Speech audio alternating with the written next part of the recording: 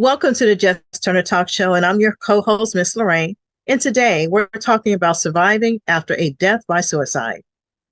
Now, according to the CDC, after declining in 2019 and 2020, suicide deaths increased approximately 5% in the United States in 2021. The provisional estimates released on Thursday, August 10, 2023, indicate that suicide deaths further increased in 2022, rising from 48,183 deaths in 2021 to an estimated 49,449 deaths in 2022, an increase of approximately 2.6%. In the aftermath of suicide, talking about what happened can be very painful for survivors. They tremble at the thought of having to answer others' questions about the death of their loved ones because they aren't sure what to say. They fear they, their family, or their loved one will be judged because of the suicide. Today, I have the pleasure of speaking with Miss Lula Pena, owner of All About Hair, a survivor of suicide. Welcome, Miss Lula, to the show. Thank you for having me. I appreciate it. Oh, it's our pleasure to have you on the show as well. Now, let's just jump right in. Who in your family ended their life by suicide? My father. And how old were you when your dad took his life? I was 22. Okay. And how was family life with your father before he ended his life? It was always great. We had a very close bonded family, but 6 months before the suicide, he got in a head-on collision and he was left paralyzed or disabled. So he felt, he felt hurt, and I guess I started to see a difference in him, and it wasn't the same person that I knew before the accident. Okay. So how was he before the accident? Before the accident, he was laid back, easygoing, happy, could walk up to a stranger and give him a hug and just make him laugh. And he was just a comedian filled with love. He was just a great person. Yeah. Okay. Thank you for sharing that. Now, looking back, were there any signs that you recognize today because you've taken suicide prevention educational classes? Were there any signs that you would have recognized then if you would have knew what you know now? Yes, there were a lot of signs. Okay, what kind of signs? He was giving away prized possessions that belonged to him. He was talking about, like, this is might be my last day, and just Hmm.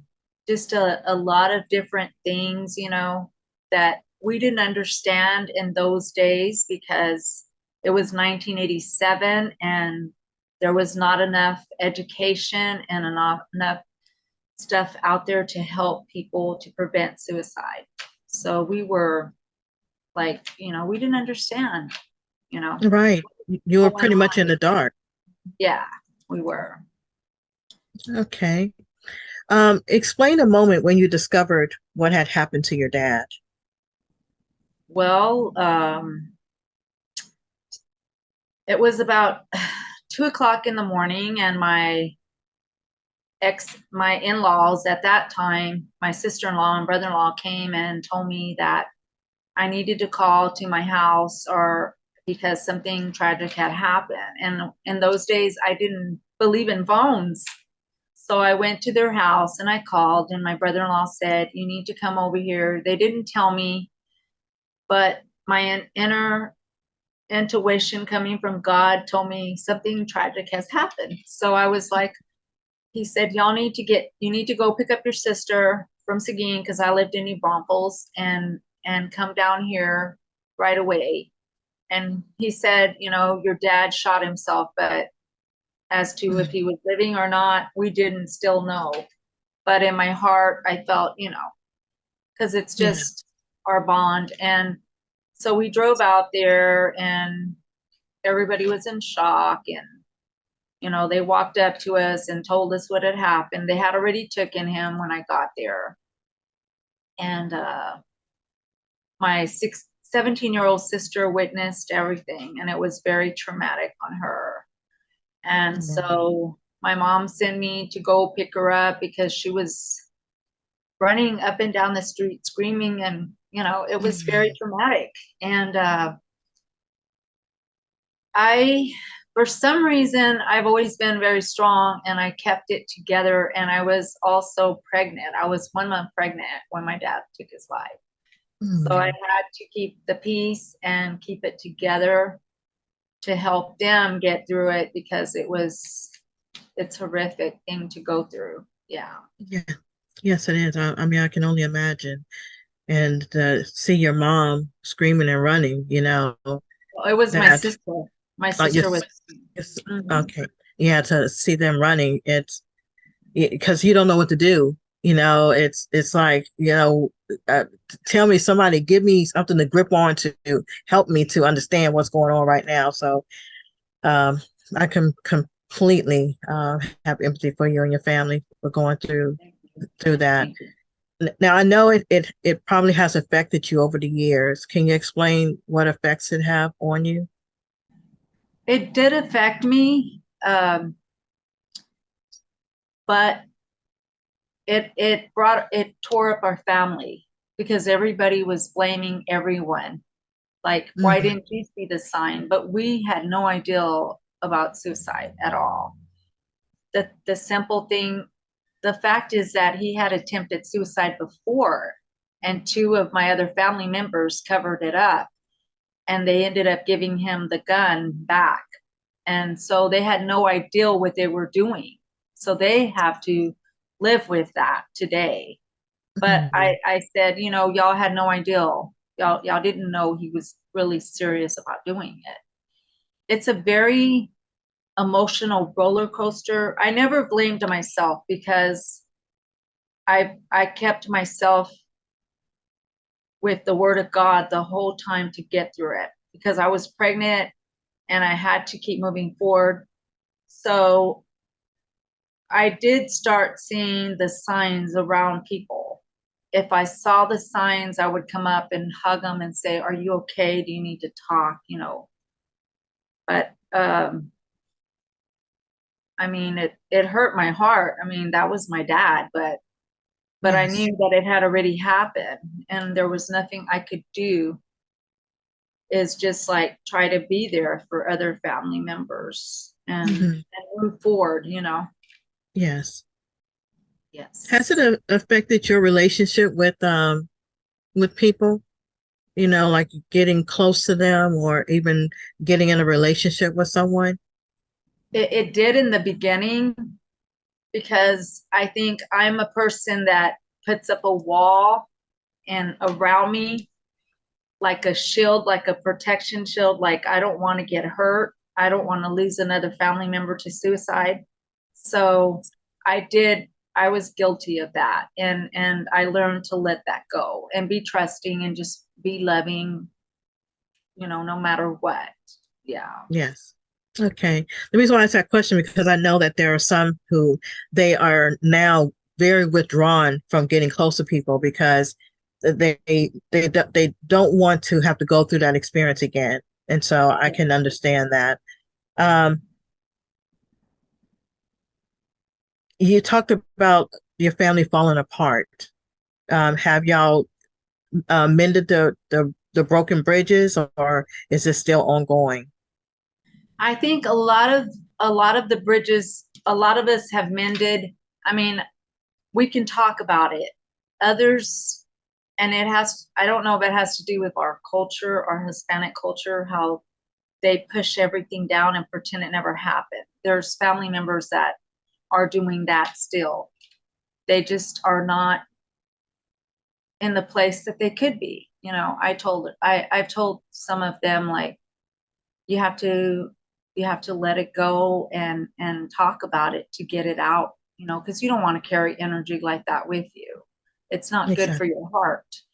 But it's their journey in the end. And I'm different, and I just have to help people and put the word out. If a family member does try to commit suicide, please don't give them back the gun. Please get them help.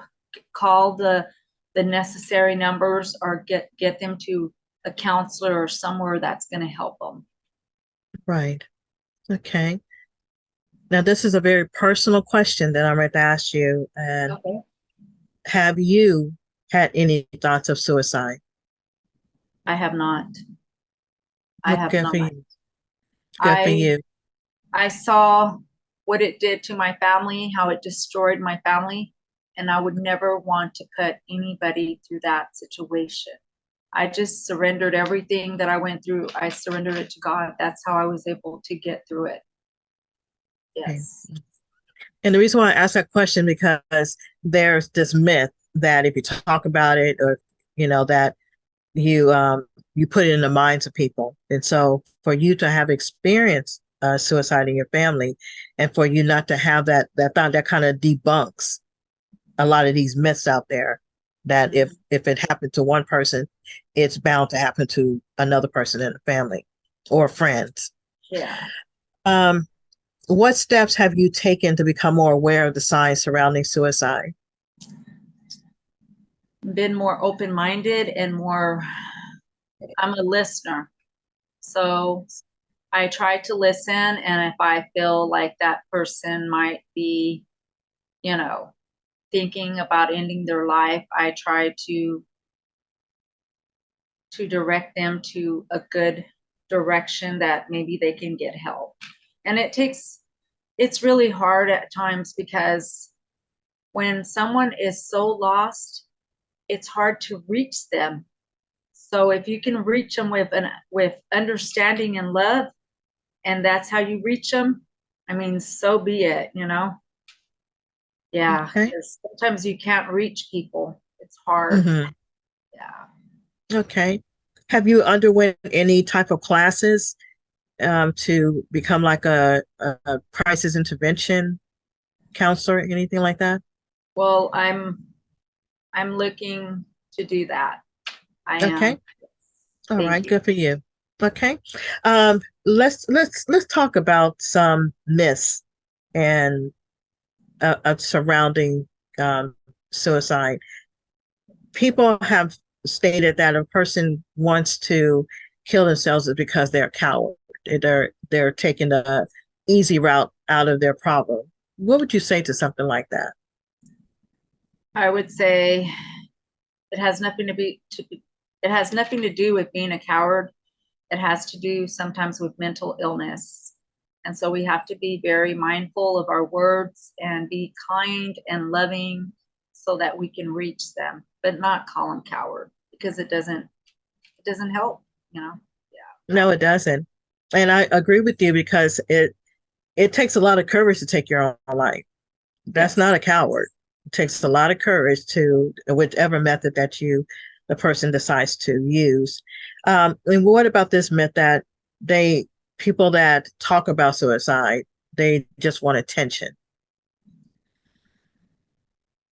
I I don't know. I mean, some people do want a lot of attention, but then there are people that need counseling.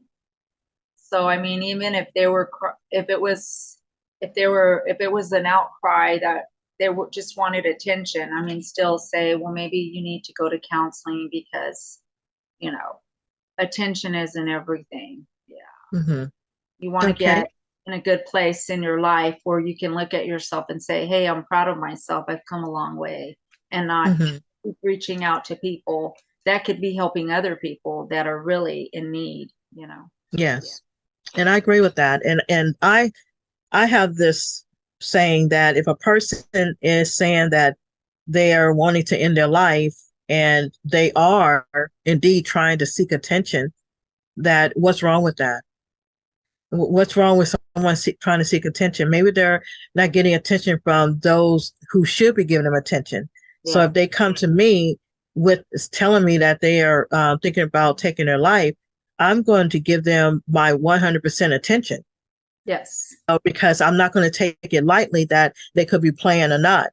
Anyone that utters those words or shows any signs, I'm going to take it personal because I don't want the ball to drop in my lap that it was here and I dismissed it because I felt that they were seeking attention or anything like that. We can't think like that. We have to be open and readily available because I always tell people, put yourself in their shoes. If that was you, would you want someone to dismiss you or tell you, oh, you need to get a life or you need to grow up, you need to man up? No, those are the wrong approaches to someone that is reaching out. And if a person does use suicide as a cry wolf type of thing because they just want to get your attention, but they have no, they really don't have no plans of taking their life, you still take that to heart that I still want to be here for you. There's a reason why you're using this avenue of suicide as a way of getting attention. There's something lacking there. And it could be, like you said, a mental illness.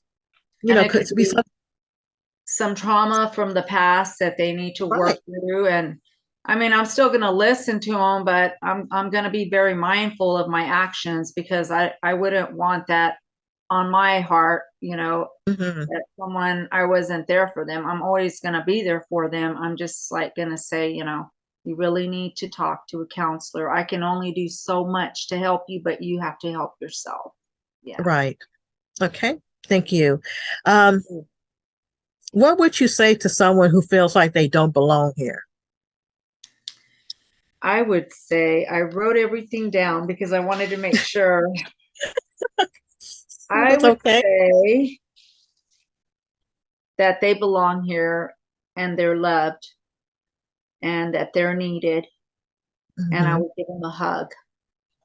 Yes. I mean, we have, like I said, we have to be very careful with our words with them because, Yeah. Anybody. And sometimes that's all a person needs is just someone to be open to listen to them and just be there for them.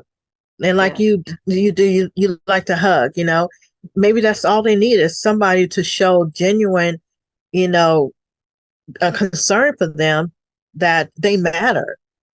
And if a person would come to me and tell me, I don't feel like I belong here. And I said, well, I'm glad you're here. Yes. Because you belong in my life. I need you here. Yes. And really mean it. People that are hurting, they know when they're being jilted around. They know when you just saying it just because. But genuinely mean it from your heart. Anyone come to me and say that they feel like they need to exit out, I'll say, well, please don't do that because it would hurt me because I need you here. Yes. And everyone has a purpose. They may not recognize the purpose right now. They may not see it, but they have a purpose.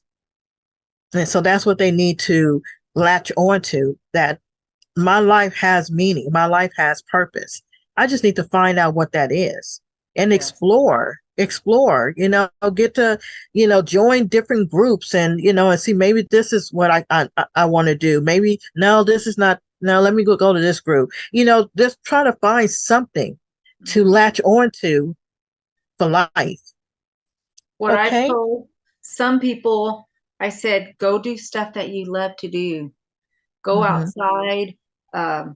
If you like to draw, get your mind off of, try to live in the present moment, because sometimes we're caught up in something traumatic that happened and they keep going back and back and back and back. And then they start feeling, hurt and all these other emotions come through. So I just tell them, try to stay busy doing something that you love, and don't be ashamed. If you want to, whatever you want to do, you want to go skating in your driveway, do it.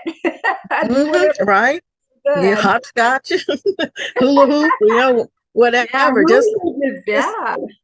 What does Nike say? Just do it. Just do it. Get out and do something. Another thing that I feel that people that are going through depression and maybe thinking about ending their life, that they need to be around people, and people that, of course, are concerned about them, but also that will drive them to want to do something. Get out of the house and and let's go to a movie or get out. Let's go somewhere to eat. Get out of the house. Let's go to get to the park. Let's just walk around. Let's feed the ducks. You know, let's go to the pet store and play around with the pets. There's so much out there that you can do that, and that's why family is so important to someone that is in the home that is thinking about exiting out. Family is the first line of seeing what's happening, because people outside, they see the mask, they're smiling, they feel like they're happy-go-lucky, but the family see the closed doors, the room is dark, the gloomy music, don't want to eat, just want to sleep all the time. Those are signs. Those are signs. And you need to work on it right away. Don't say, oh, they're going through a phase. No, they're not going through a phase. This is something serious. Yes. Get in there, knock on the door. If they don't want to open the door, you keep on knocking. Pretty soon they're gonna open the door and say, what? That's your opportunity. Say, I want to talk to you. Yeah. You know, but you just have to keep on. Let's move on to, I have two more questions I want to ask you because I know we're running out of time. What would, if someone is feeling not worthy, sad, or unwanted, how would you respond to them? I would tell them that they are worthy and they deserve to be here and they're loved. And they are. And just listen to them. You know, do you want to go drink some coffee? Come to my house, or we'll go drink coffee and we'll just sit down and talk and, you know, and just listen to them. Yeah. Right. And that, very good, very good. And with my last question, I would like to ask you, if you could say 3 words to someone who may be thinking about ending their life, what 3 words would you say? Don't lose hope. I like that. I like that. Don't lose hope. And that's so important. That's so important that people don't lose hope. And you know, this world is changing. It's getting meaner. It's getting darker. But we have to continue on letting people know that there is a light. Yes. There is a light. In your darkness, there's always going to be a light. You just have to look for it. You have to reach for it because it's there. If you want it, it's there. And that light is not going to go out. It's going to always be there. It may not be as bright, but it's going to be there. It may be blinking, but it's still there. Reach for that light. Don't lose hope. I like that. Don't lose hope. Now we've come to the end of the show, and I want to thank everyone for tuning in to the Jess Turner Talk Show and our guest, Ms. Lula Pena from All About Hair. And as our host, Jess Turner, would always say, don't ponder it in your heart. Let's talk about it on the next Jess Turner Talk Show. Have a good day, everyone. And thank you, Ms. Lula, for being on the show. Thank you. Appreciate it. Thank you. Thank you. If you or a loved one is in need of immediate help, please dial 911 or dial 988 to speak to a qualified caring specialist. Someone does care. You're not alone.